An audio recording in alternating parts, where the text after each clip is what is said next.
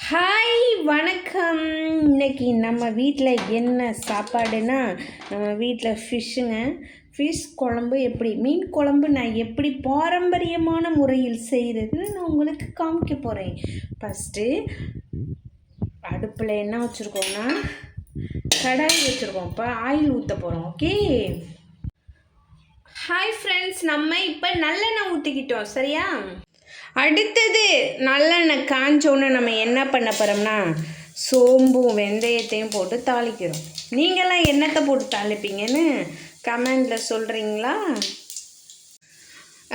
சோம்பு வெந்தயமும் நல்லா கருகின பிறகு என்ன பண்ணுறோன்னா, தக்காளி வெங்காயம் பச்சை மிளகாய் எல்லாத்தையும் போட்டு கலக்கிறோம்.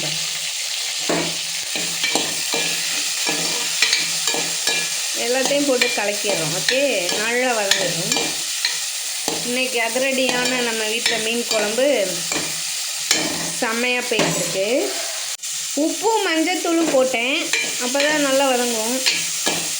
இந்த சைடு நம்ம வீட்டில் சாதம் ரெடி ஆகிட்டுருக்கு. இந்த சைடு மீன் குழம்பு. எனக்கு நான் இஞ்சி காப்பி போட்டு வச்சுக்கிட்டேன். நான் அப்பப்போ இதெல்லாம் குடிப்பேன். இங்கிட்டு ஃபிஷ்ஷு, இது நேற்று வச்ச சிக்கன், அது கீரை சாம்பார் நல்லா வதங்கட்டும். அடுத்ததாக நம்ம புளியை கரைச்சி ஊற்றிட்டோம். அடுத்தது மிளகாத்தூள் மல்லித்தூள்லாம் போட்டு கலந்து விட்டாச்சு.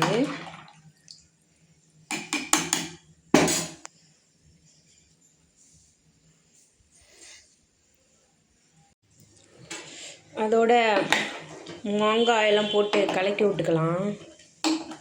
மாங்காயெல்லாம் போட்டு நல்லா கொதிக்கட்டும். என்னம்மா விளையாடுறீங்க?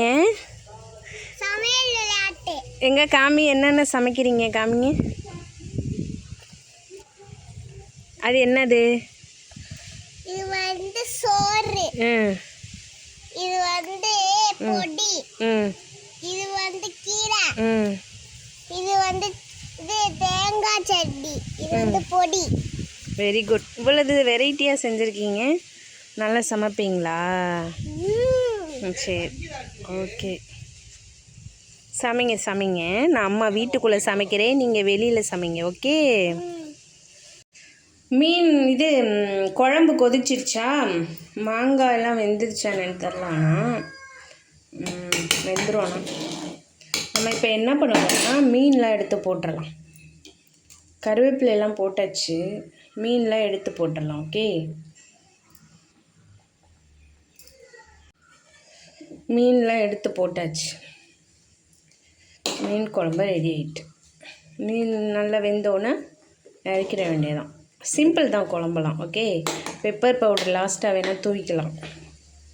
இவ்வளோதான். மீன் குழம்புலாம் ஒரு கம்பு சுற்றுற காரியெல்லாம் கிடையாது, ஈஸியான சமையல். ஓகே, அவ்வளோதான். நம்ம மீன் வெந்தோடனே ஆஃப் பண்ணிட வேண்டியதுதான் அடுப்பை. ஓகே. என்னுடைய சமையல் வீடியோ பிடிச்சிருந்தா சப்ஸ்கிரைப் பண்ணிக்கோங்க ஃப்ரெண்ட்ஸ். லைக் போட்டுருங்க. ஓகே, மறந்துடாதீங்க. என்ன சமைச்சிட்டியாம்மா? எங்கே? Wow, super. சாப்பிட்டுட்டு எப்படி இருக்குன்னு சொல்கிறேன். ஓகே.